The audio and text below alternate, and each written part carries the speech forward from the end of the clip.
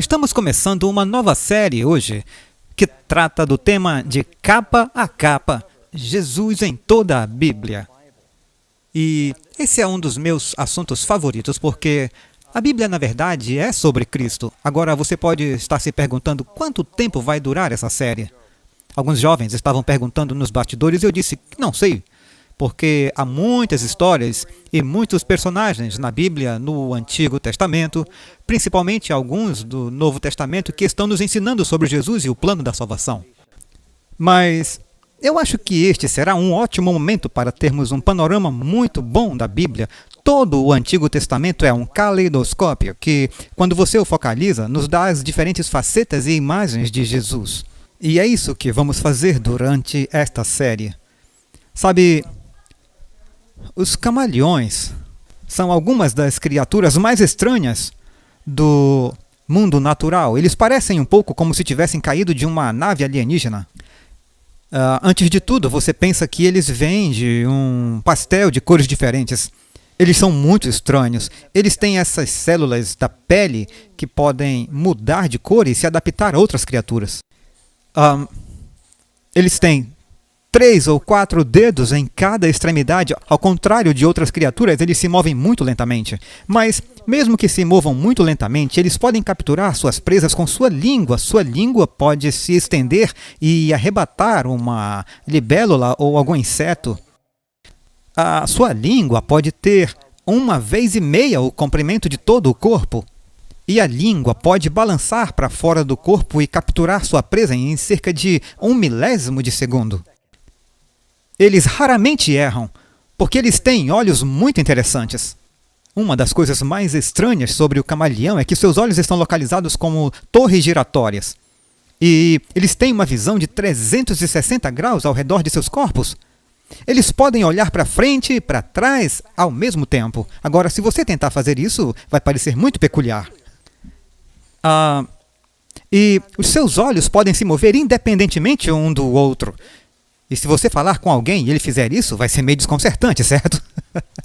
Os olhos deles podem se mover independentemente um do outro quando eles veem algo que eles gostam. Eles podem focalizar como binóculos e é por isso que eles raramente erram suas presas quando disparam suas línguas. E, portanto, eles têm dupla visão. Em nossa série, que estamos prestes a começar, eu gostaria de lhe pedir que você tenha visão dupla. Agora, as histórias da Bíblia, as histórias bíblicas, são todas verdadeiras, relevantes e precisas. Mas Deus fez algo miraculoso na Bíblia, pois nas histórias você encontra o Evangelho ecoado por todos os personagens e histórias da Bíblia. Em cada história da Bíblia você pode encontrar o vilão, a vítima, e você pode encontrar o valente. E você deveria estar olhando as histórias na Bíblia para ver essa história. Agora, eu gostaria de começar com um pequeno fato incrível. Eu não sei se algum de vocês já viu essa analogia que foi feita antes entre os últimos dias de Lincoln e Kennedy. Ouça agora e veja o que acha. Abraham Lincoln foi eleito para o Congresso em 1846. John Kennedy foi eleito para o Congresso em 1946. Lincoln foi eleito presidente em 1860 e Kennedy foi eleito em 1960. É só uma coincidência? A esposa de Lincoln perdeu um filho enquanto morava na Casa Branca. A esposa de Kennedy perdeu um filho enquanto morava na Casa Branca. Lincoln tinha uma secretária chamada Kennedy, que o aconselhou a não ir ao teatro. Kennedy tinha uma secretária chamada Lincoln, que pediu para ele não ir para Dallas. Tá ficando meio estranho. Lincoln e Kennedy foram baleados na nuca na presença de suas esposas. Lincoln foi baleado no Teatro Ford. Kennedy foi baleado em um Lincoln feito por Ford. Os nomes Lincoln e Kennedy, cada um contém 7 letras. Ambos, Lincoln e Kennedy, foram mortos na sexta-feira e foram ambos assassinados por sulistas. O assassino de Lincoln era conhecido por 3 nomes: John Wilkes Booth, composto por 15 letras. O assassino de Kennedy era conhecido por 3 nomes: Lee Harvey Oswald, composto por 15 letras. Booth atirou em Lincoln em um teatro e fugiu para um armazém. Oswald atirou em Kennedy de um armazém e fugiu para um teatro. Oswald e Booth foram mortos antes de serem levados a julgamento. O sucessor de Lincoln foi Andrew Johnson, nascido em 1808. O sucessor de Kennedy era Lyndon Johnson, nascido em 1908. Coincidência? Provavelmente. Mas a história às vezes tinha tendência a se repetir. Alguém perguntou a Mark Twain uma vez, a história se repete? Ele disse, não, mas ela rima. Portanto, você pode ver a história se repetindo, você pode definitivamente ver isso na Bíblia. Agora eu vou pular para um exemplo como uma amostra do que vamos fazer. Se você olhar na Bíblia, em Gênesis capítulo 12, eu convido você a ir até lá. Em Gênesis capítulo 12, Deus está falando com Abraão e nós temos mais tempo. Vamos passar com Abraão um pouco mais tarde, mas isso é uma espécie de prévia. E você pode ver aqui, eu vou começar com o verso 10 em Gênesis 12. Agora, houve uma fome na terra e Abraão foi para o Egito. Soa familiar isso de ir para o Egito durante a fome? Para habitar lá, pois a fome era severa na terra. E aconteceu que, quando ele estava perto de entrar no Egito, ele disse para Sara, sua esposa, ora, bem sei que és mulher formosa à vista. E será que quando os egípcios te virem, dirão, essa é a sua esposa, e matar-me-ão a mim, e a ti te guardarão em vida? Dize, peço-te que és minha irmã, para que eu vá bem por tua causa, e que viva minha alma por amor de ti. E aconteceu que, entrando Abrão no Egito, viram os egípcios a mulher, que era muito formosa. E o príncipe, ela devia ser muito bonita, pois já tinha 60 anos agora. E viram-na os príncipes de Faraó, e gabaram-na diante de Faraó. E a mulher foi tomada para a casa de Faraó. E fez bem a Abrão por amor dela. E ele teve ovelhas, vacas, jumentos, servos e servas, jumentas e camelos. Feriu, porém, o Senhor a Faraó e a sua casa, com grandes pragas, por causa de Sarai, mulher de Abraão. E então chamou Faraó a Abrão e disse, que é isso que me fizeste? Por que não me disseste que ela era tua mulher? Por que disseste, é minha irmã? Por isso eu a tomei por minha mulher. Agora, pois, eis aqui tua mulher, toma-a e vai-te. E Faraó deu ordens aos seus homens a respeito dele, e acompanharam-no, a ele, a sua mulher e a tudo o que tinha. Então, aqui você tem Abraão indo para o Egito durante um tempo de fome. O Faraó toma sua esposa, e então vem pragas ao Faraó, e o Faraó envia a Abraão com grande riqueza. Você vê que isso se repete mais tarde? Se você tiver alguma dúvida, olhe em Gênesis 15 e vá para o verso 13. Deus está falando com Abraão sobre o que vai acontecer no futuro.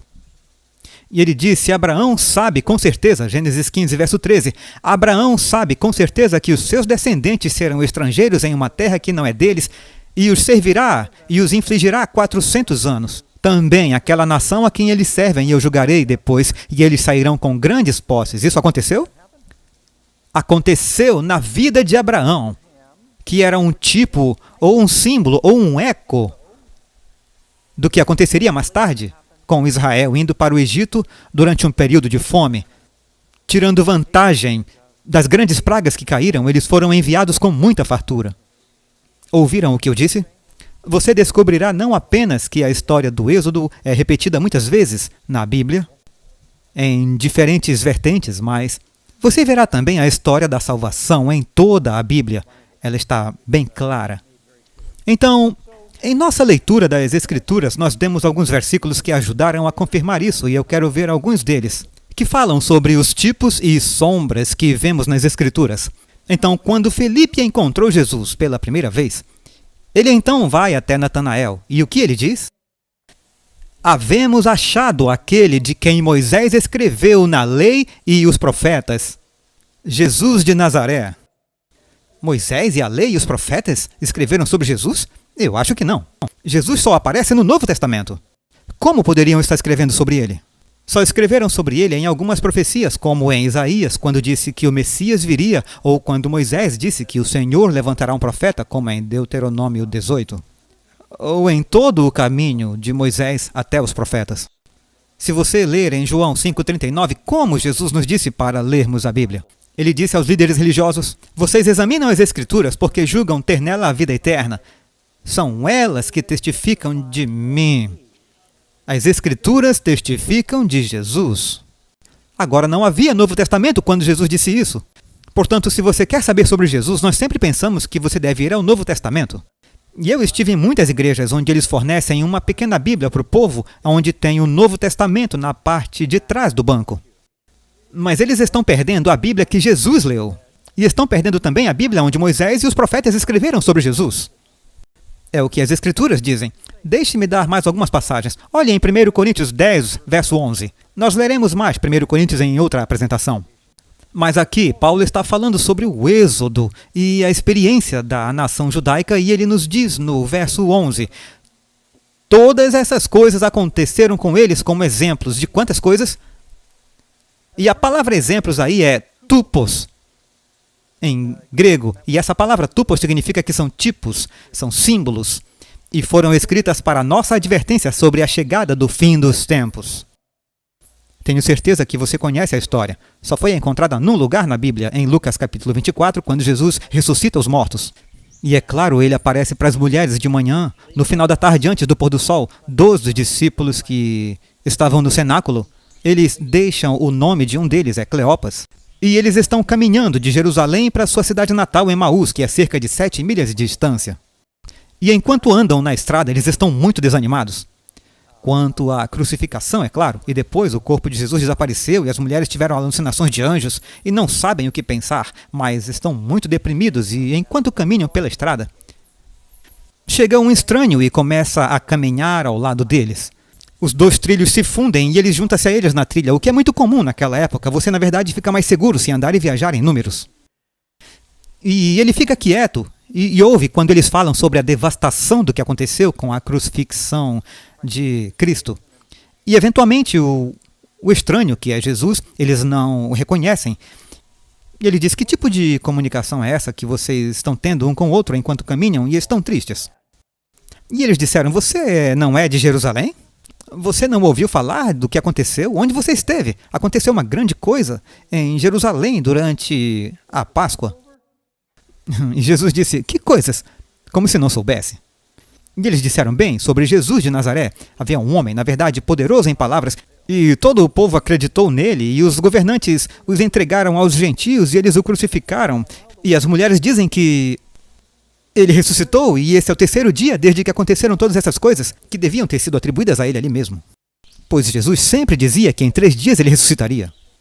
Então Jesus finalmente falou. E eu acho que nós temos esses versos na tela. E ele disse em Lucas 24, verso 25, ó nécios e tardos de coração para crer tudo o que os profetas disseram. Porventura não convinha que o Cristo padecesse essas coisas e entrasse na sua glória?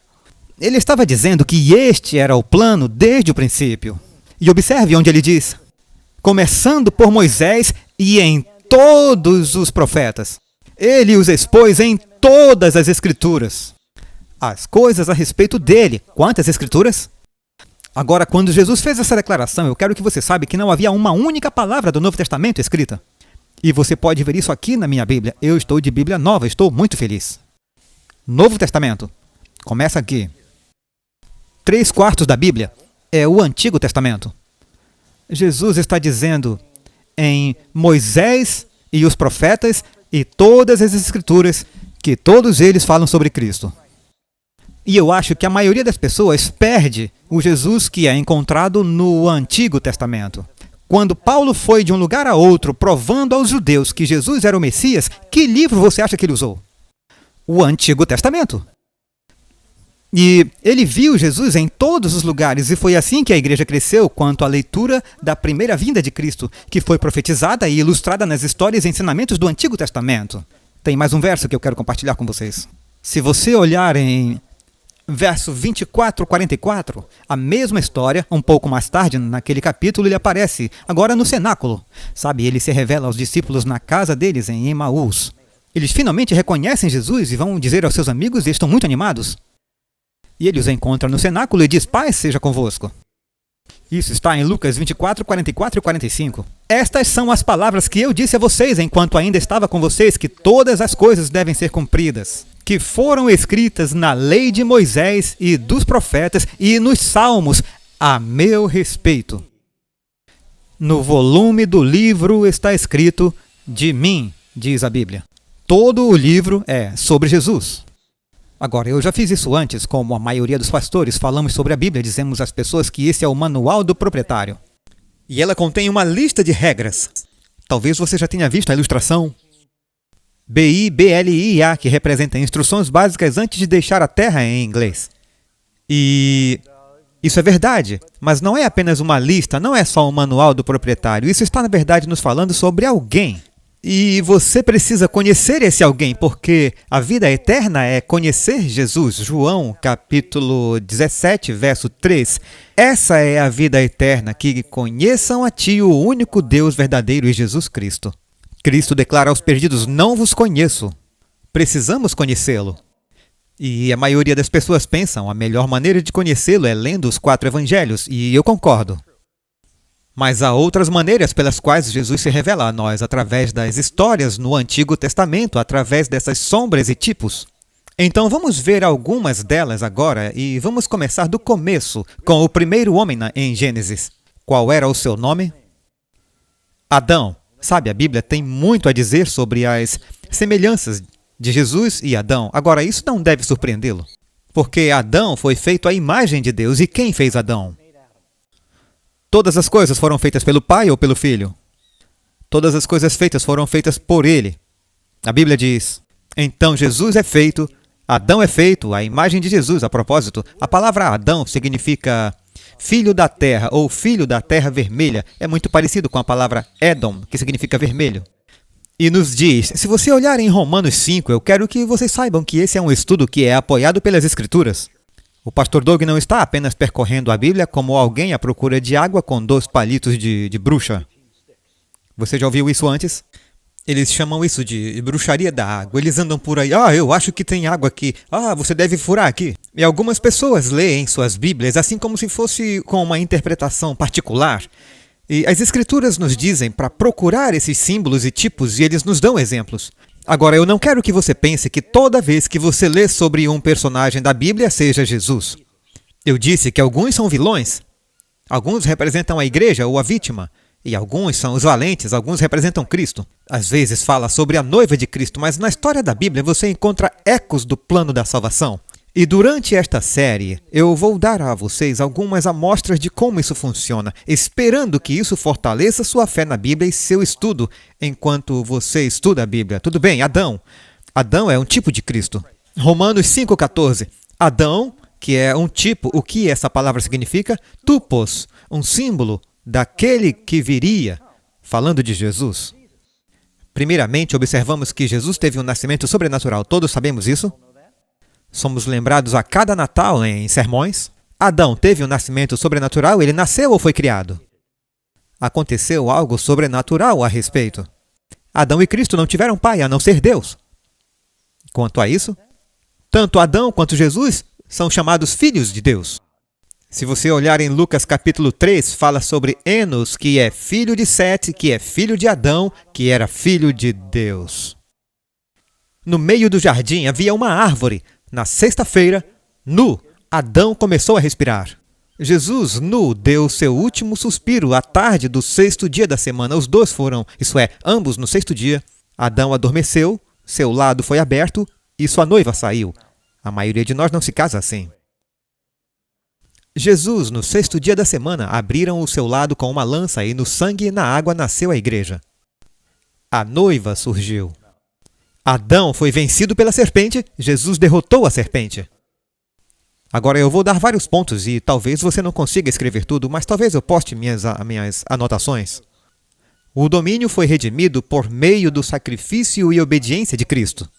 O domínio do mundo foi perdido pela desobediência de Adão.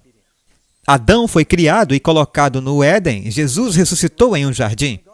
E você lê lá em João 19:41, agora o lugar onde ele foi crucificado havia um jardim. E no jardim, um túmulo novo onde nenhum homem havia sido colocado. Lembram o que Maria disse quando viu Jesus pela primeira vez? Ela estava chorando do lado de fora da tumba e disse, você é o jardineiro. Qual foi a primeira ocupação de Adão? Jardineiro. E a resposta para a pergunta, sim, Adão e Jesus eram jardineiros. Jesus é quem plantou o jardim a leste no Éden. 1 Coríntios 15, verso 21. Pois desde que a morte veio pelo homem também veio a ressurreição dos mortos. Pois assim como em Adão todos morrem, assim em Cristo todos serão vivificados. Agora, nem sempre eu estou dizendo aqui que Adão é um tipo de Jesus. Mas quando você olha para Adão e Jesus, você não vê nada além de eles justapostos na Bíblia, um contra o outro.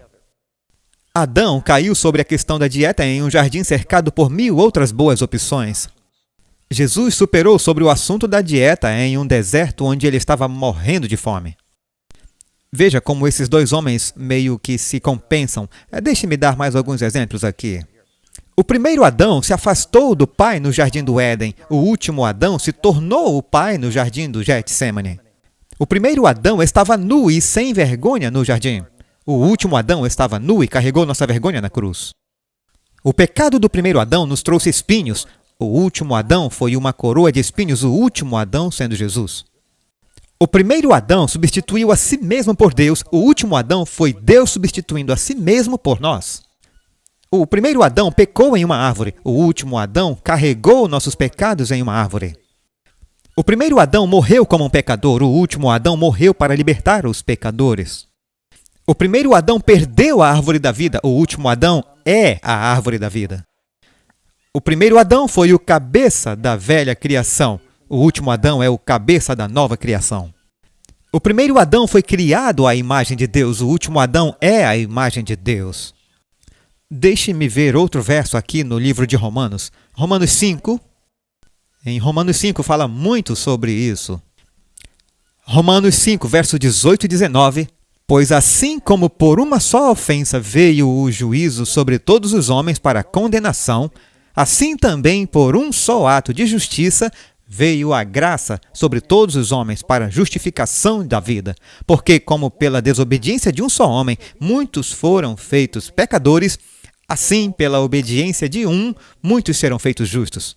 Agora, quantos notaram que por causa do pecado de Adão você luta contra a tentação?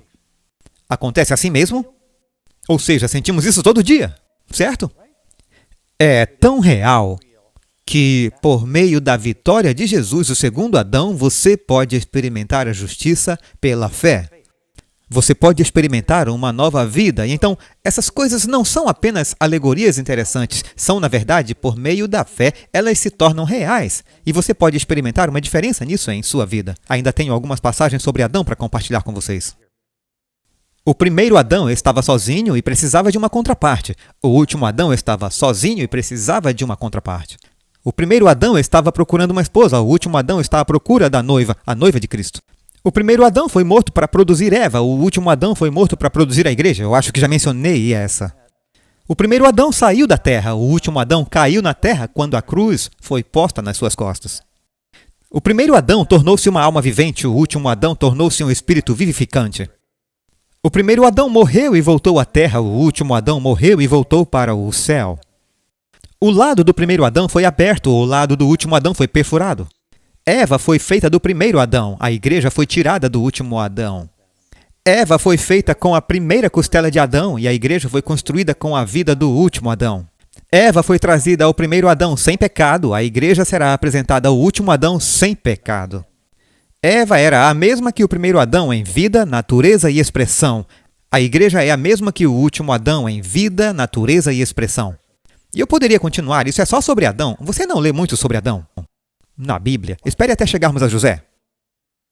E você começa a ver, sabe, uns 20 capítulos em Gênesis dirigidos a José. Eu acho que vocês estão começando a ver como algumas dessas coisas funcionam. Mas vamos seguir em frente. Eu gostaria de falar a seguir sobre os próximos personagens que são Caim e Abel. Então, quem tiver suas Bíblias pode abrir no livro de Gênesis capítulo 4, verso 10. E vamos ler rapidamente essa história. São apenas alguns versos. Agora, Adão conheceu sua esposa, e esse é o verso 1, na verdade, Gênesis 4. Ela concebeu e deu à luz Caim, e disse, eu recebi um homem do Senhor. Então ela deu à luz novamente, e dessa vez nasceu seu irmão Abel. Alguém me perguntou se Caim e Abel eram gêmeos. Eu disse, claro que não. Então ela deu à luz um outro. O nome deste era Abel, e Abel era um pastor de ovelhas, mas Caim era um lavrador da terra. No decorrer do tempo, aconteceu que Caim trouxe uma oferta do fruto da terra para o Senhor. Abel também trouxe o primogênito de seu rebanho e a sua gordura, e o Senhor se agradou da oferta de Abel, mas ele não se agradou da oferta de Caim. E Caim ficou zangado e o seu semblante decaiu. Agora eu vou dar um pano de fundo enquanto falamos sobre isso. Depois que Adão e Eva pecaram, eles primeiro tentaram cobrir sua nudez. Eles foram, sabem, antes do pecado, Adão e Eva usavam vestes de luz. Eles brilhavam de tanta justiça. E se você olhar na Bíblia, quando Moisés falou com o Senhor, diz que o seu rosto brilhava. E, na verdade, ele cobriu o seu rosto, era tão brilhante que as pessoas não conseguiam falar com ele.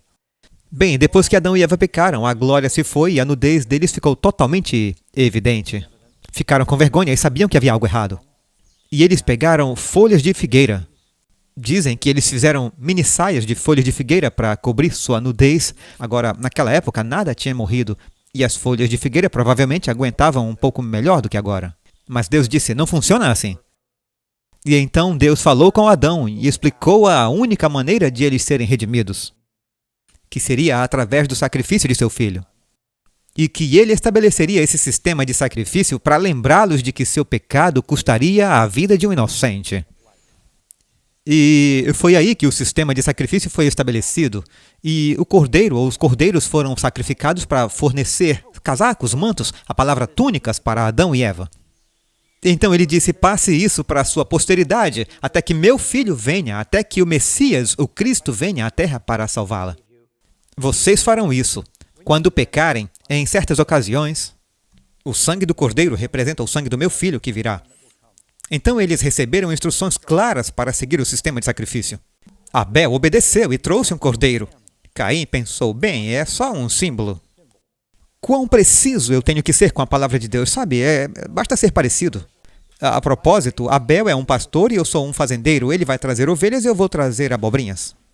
E então, ele diz, eu vou fazer do meu jeito. Então, ambos constroem altares, talvez um à vista do outro. Eles chegam aos portões do Éden, eles constroem seus altares e eles foram expulsos do jardim. Há um anjo com uma espada flamejante lá. Aí eles se encontram com o Senhor e Caim faz sua oferta, fogo desce do céu de Deus e Deus aceita a sua oferta. Abel oferece o seu cordeiro, fogo desce de Deus e consome e Deus aceita a sua oferta. Caim tem o seu altar ali, coloca seus vegetais e suas frutas lá e tudo que aparece são moscas. E a Bíblia diz que Deus aceita a oferta de Abel, mas não aceita a oferta de Caim. E Abel disse, irmão, eu te disse.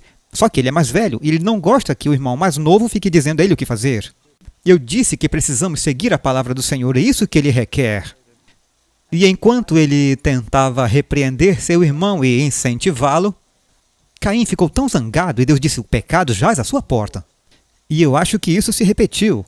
Abel disse, Caim, na verdade você precisa seguir a palavra do Senhor. E ele ficou com raiva. E a justiça de Caim ficou com raiva da justiça de Abel. E com raiva ele pegou um pedaço de pau ou uma pedra e matou seu irmão. E é claro, ele pegou uma de suas irmãs, fugiu, construiu uma cidade e, mais tarde, Adão e Eva tiveram outros filhos. Mas a Bíblia nos diz que Abel, em muitos aspectos, é um tipo de Cristo. Deus diz a Caim, ele diz, o sangue de teu irmão, e isso está em Gênesis 4:10. O que você fez? A voz do sangue do seu irmão fala comigo, chora comigo desde o chão. A Bíblia diz que a vida está no sangue, mas não se refere a essas células de sangue. É claro que isso é um símbolo, e o sangue de Abel é um símbolo do sangue de Cristo. Veja Hebreus 11, verso 4. Pela fé, Abel ofereceu a Deus um sacrifício mais excelente do que Caim, pelo qual obteve testemunho de que ele era justo, Deus testificando de seus dons, e por meio dele estando morto, ele ainda fala. Agora, a primeira pessoa que morre, o primeiro humano que morre é Abel. Abel é um bom pastor. Jesus é um bom pastor. Perceba que antes de Abel, o homem, morrer, o cordeiro de Abel morre. Antes de Cristo, o Filho de Deus morrer, há um sistema de sacrifícios e os cordeiros morrem. Você também pode ler em Hebreus 12, 24. E a Jesus, o mediador de uma nova aliança, e o sangue da aspersão que fala coisas melhores que o sangue de Abel. A Bíblia nos diz que o sangue de Abel fala, mas o sangue de Jesus fala melhor. Abel é o primeiro mártir, que você encontra na Bíblia. Na verdade, você lê uma das últimas maldições que Jesus pronuncia sobre aqueles que o estavam condenando. E ele diz em Lucas capítulo 11, verso 50, o sangue de todos os profetas que foi derramado da fundação do mundo pode ser exigida desta geração, que foi uma geração que rejeitou Jesus. Desde o sangue de Abel até o sangue de Zacarias, um dos últimos profetas, que pereceu entre o altar e o templo. Eu digo que será exigido desta geração, depois que Jesus profetizou. Uma geração da Bíblia é de 40 anos. Dentro de 40 anos, Jerusalém foi destruída. E grandes provações e tribulações vieram sobre a nação judaica. Jesus disse a culpa de todo aquele sangue, desde o sangue de Abel até o presente. Abel era um tipo de Cristo. Seria exigido daqueles que rejeitaram o Cristo. E isso ainda é verdade. Quando Jesus voltar, aqueles que rejeitaram o sangue do Filho de Deus, diz que a ira do Cordeiro cai sobre eles. Então você vê que Abel é um tipo de Cristo. Em seguida, você vai para Enoque. E você lê em Gênesis 5, verso 24. E Enoque andou com Deus, e ele já não era, pois Deus o levou.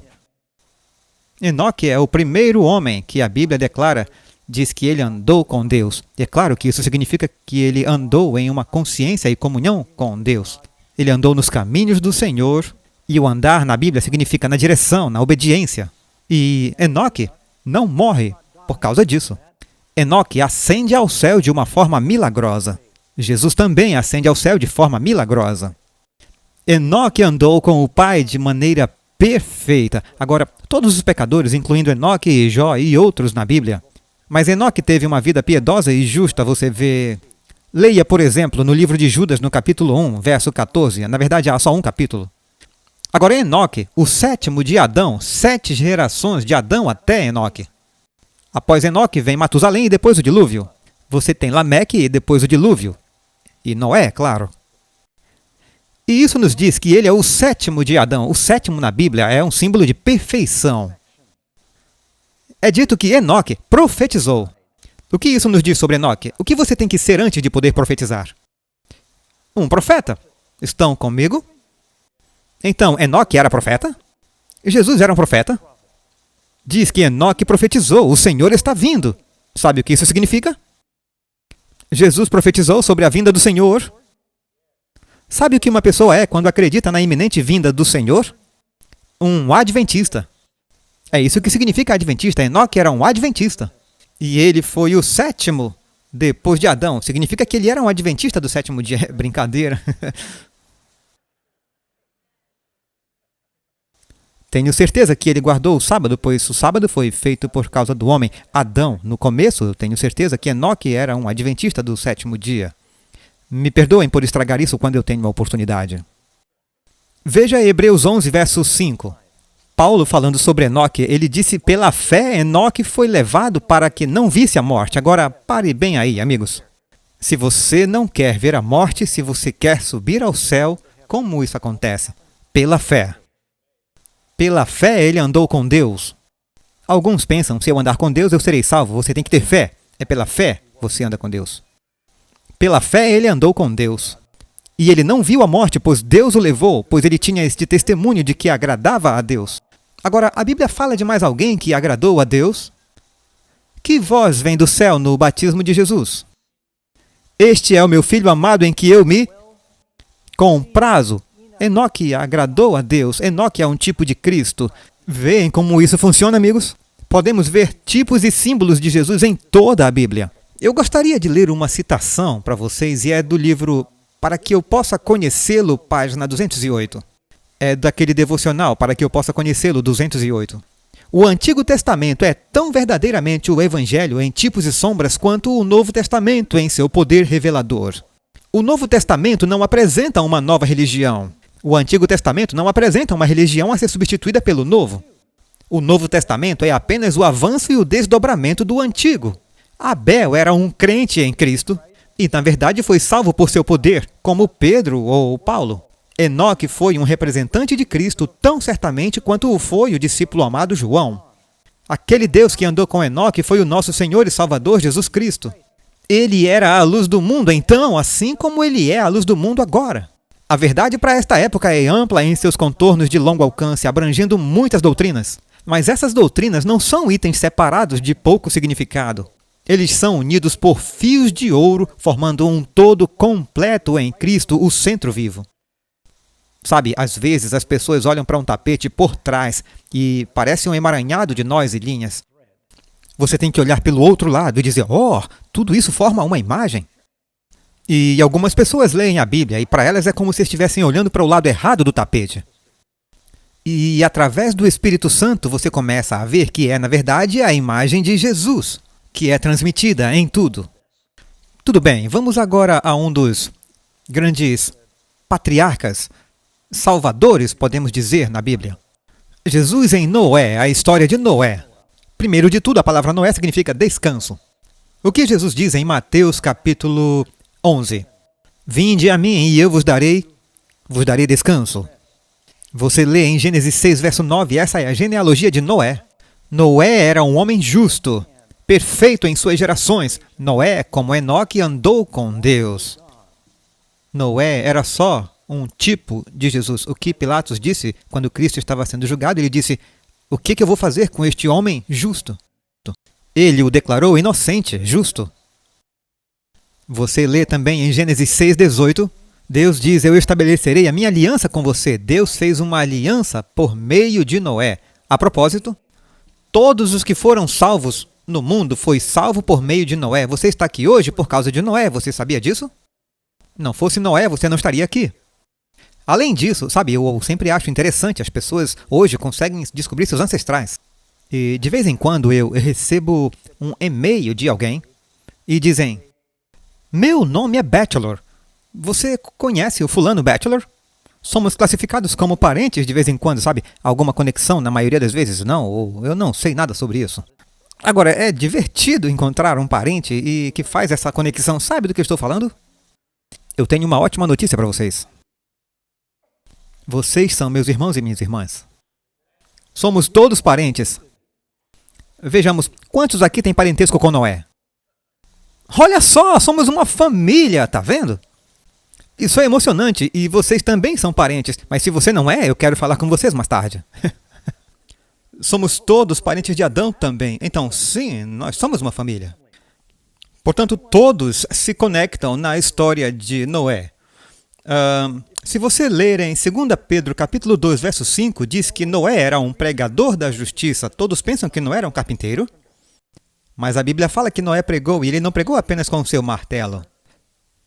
Mas ele pregou com a boca, pregou com o exemplo, pois todo mundo estava dizendo, você é louco, você faz parte de uma seita estranha.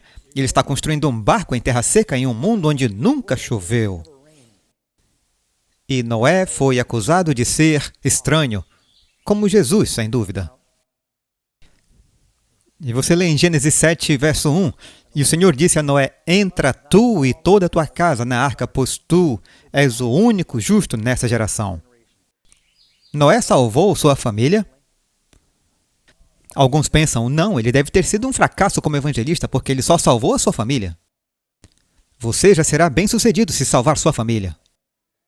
A propósito, isso ilustra que todos os que serão salvos fazem parte da família de Deus. Hebreus, capítulo 11, verso 7. Pela fé, Noé, divinamente advertido das coisas que ainda não se viam, temeu, e para a salvação da sua família, construiu a arca, pela qual condenou o mundo e foi feito herdeiro da justiça, que é segundo a fé. Noé foi o herdeiro da justiça. Jesus é aquele que é o Filho de Deus. Ele é o herdeiro da justiça, pela qual somos salvos. A semente de Noé foi salva. Somente a semente de Cristo, os descendentes de Jesus, são salvos. Você deve nascer de novo. Se você só nasce uma vez, vai morrer 2 vezes. Você experimenta a segunda morte. Se você nasce 2 vezes, você só morre uma vez. Se for como Enoque, não morre nunca. Que é o nosso alvo, amém? Eu gostaria de estar vivo e permanecer vivo quando Jesus vier. Se eu puder evitar. É melhor evitar despesas com funeral, você não acha? Deus prometeu que todo o mundo seria salvo por Noé, e eles foram. Ele é um pregador da justiça. A arca tinha uma porta. Jesus disse, eu sou a porta. Quem foi salvo passou por aquela porta. E Cristo é a única maneira de sermos salvos. A arca foi açoitada por uma tempestade, mas todos lá dentro estavam seguros. Podemos passar por fortes provações, mas Cristo passará por elas conosco. Todos dentro da arca foram preservados. Tudo bem, vamos seguir em frente agora. Há muito mais que poderia ser dito sobre Noé. Dá para ver quanto essa série duraria? Se eu for... Ainda estou em Gênesis. Passaríamos algumas semanas só em Gênesis. Vamos para Abraão. Abraão é um grande tipo de Cristo na Bíblia. Eu acho que todos concordam. Abraão sai da casa de seu pai e ele vai para um lugar que é muito perigoso, a terra de Canaã. Bela terra, mas é cheia de cananeus, amorreus, jebuseus e um monte de outros zeus.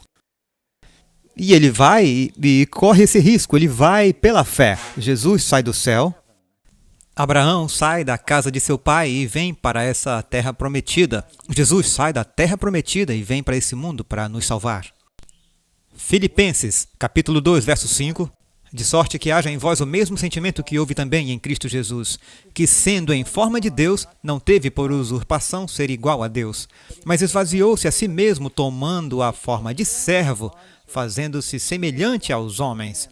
E, achado na forma de homem, humilhou-se a si mesmo, sendo obediente até a morte e morte de cruz.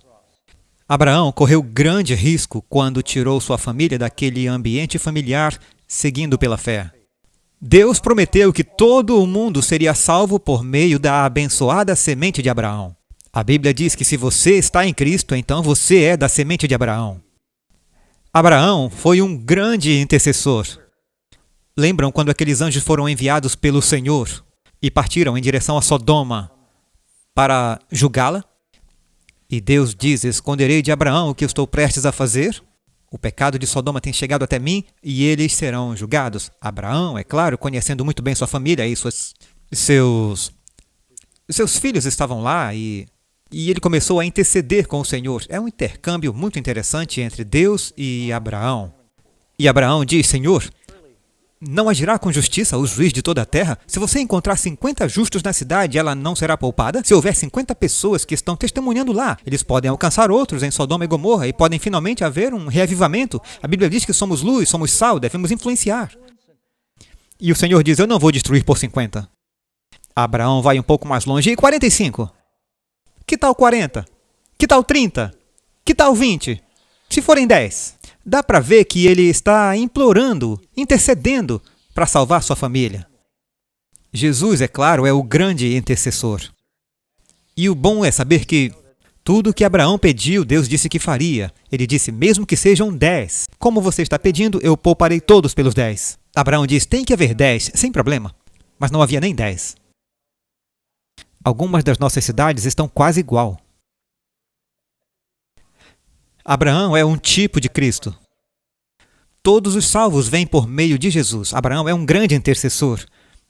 Ele é o pai de muitas nações, tanto os da carne quanto os da fé. Abraão teve filhos de carne, significando que Ismael não foi nascido foram obras feitas pelo homem. Ele não acreditou que Deus ia lhe dar um filho através de Sara, então eles acabaram usando Agar como substituta e tiveram Ismael. Paulo diz: Ismael, ele é o filho da carne, de obras feitas pelo homem, ele não confiou em Deus. Isaac é o milagre, o filho da fé. Mais tarde, Abraão teve uma esposa chamada Quetura e teve vários filhos com ela. Portanto, há muitos que dizem que são cristãos no mundo hoje, mas são filhos da carne. Mas então tem aqueles que são verdadeiros filhos da fé. Algo milagroso acontece e eles têm um novo nascimento. Isaac, que nasceu depois, foi um nascimento milagroso. E esse é um tipo de Cristo. E um dos lugares, é claro, em que Isaac e Abraão juntos nos dão uma das melhores imagens de Jesus é quando Deus fala com Abraão, depois que ele teve esse filho milagroso, e ele diz que por meio desse filho o mundo inteiro será abençoado. De várias maneiras, Abraão não é apenas um tipo de Deus, Cristo é um tipo de Deus, o Pai. E Deus fala com Abraão, eu posso ler sobre isso no capítulo 22 de Gênesis, diz: pegue o seu filho, o seu único filho que você ama. Interessante ele dizer seu único filho, pois ele tinha outro filho. o único filho verdadeiro, e traga-o até o monte Moriá, por que não no monte mais próximo? E ele disse, tem que ser numa montanha nas proximidades de Jerusalém. Eu quero que você vá e o ofereça lá. Agora, parece ser uma ordem estranha, pois de tudo que está na Bíblia diz que Deus é contra o sacrifício humano. Ele julgou as outras nações de Canaã por causa do sacrifício humano. E aqui ele pede para Abraão fazer isso. Acho que Abraão sabia que era uma prova de fé. E ele sabia reconhecer a voz de Deus. E então, atravessando uma grande luta, ele nem acorda Sara. Ele pega alguns servos, ele pega um pouco da lenha que precisaria e o que mais ele precisasse para fazer a fogueira. Ele acorda Isaac e diz, venha, vamos sacrificar. Abraão ia de um lugar para outro e sempre construía altares. Isaac nem fica chocado com isso. Seu pai era um homem religioso. E ele disse, nós vamos sacrificar. Ele não diz a ele aonde. Isaac segue obediente. Eles vão a uma jornada de 3 dias e eles vão para a montanha de Moriá. E a palavra Moriá significa Deus proverá. E quando eles chegam ao sopé do monte, ele deixa os servos lá e ele diz, o rapaz e eu retornaremos a vocês. 3 dias de jornada até o sopé do monte, meio dia de jornada até lá. E no caminho até o monte, Isaac tem a madeira colocada em suas costas, a madeira para o sacrifício. Na verdade tem algo. Foi quando Davi enviou Urias com sua própria sentença de morte.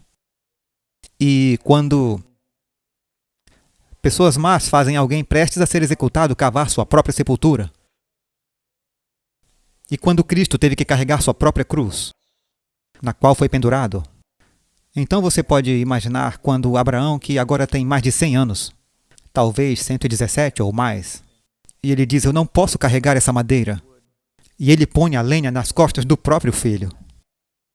Como você acha que o pai se sentiu quando a cruz foi colocada nas costas de seu filho? Portanto, é uma analogia poderosa. Eles sobem a montanha e Isaac, ele faz aquela pergunta inesquecível. Ele é muito esperto. Já fizeram isso antes. Ele disse, pai, nós temos a lenha, temos o que é preciso para fazer uma fogueira, mas onde está o cordeiro?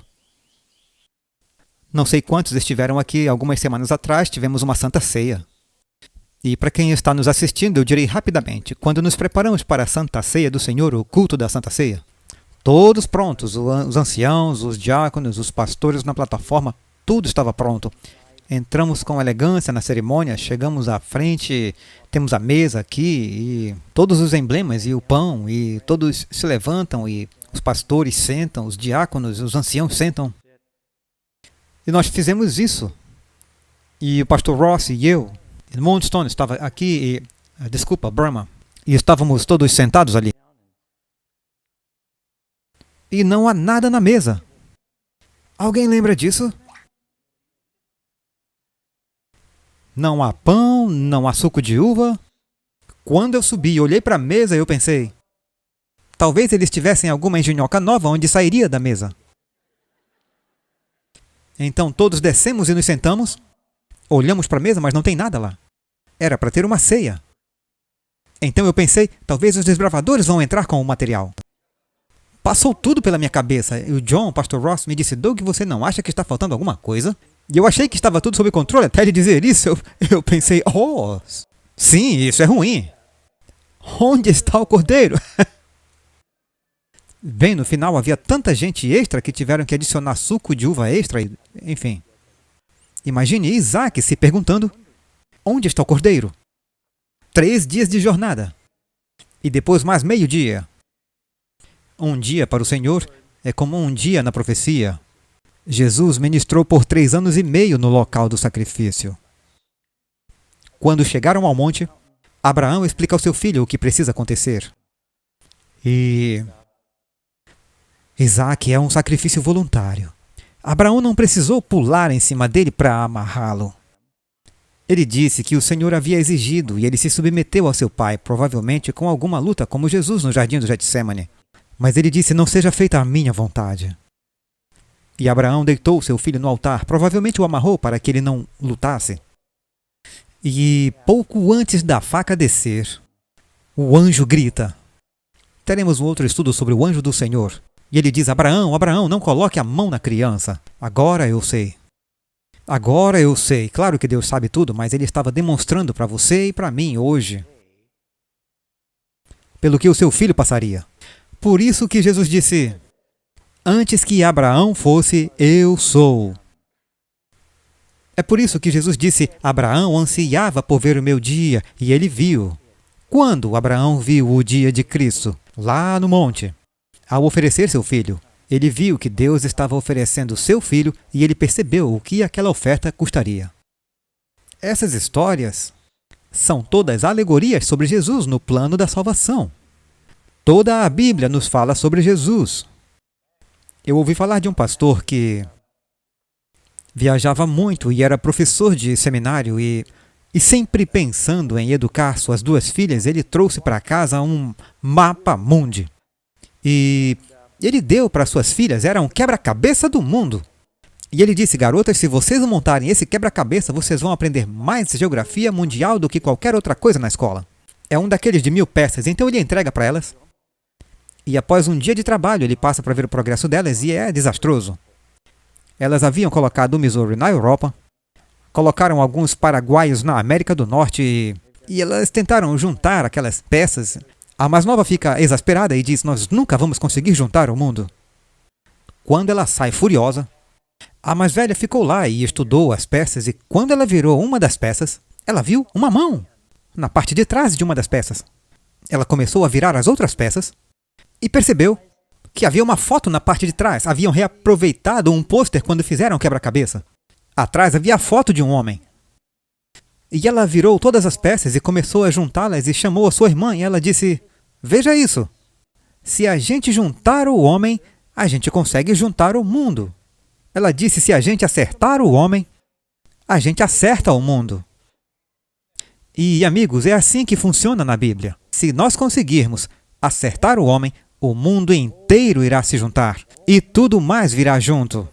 Do princípio ao fim, de capa a capa, isso está nos falando sobre Jesus, ele crucificado. Quantos de vocês querem saber mais sobre esse Salvador?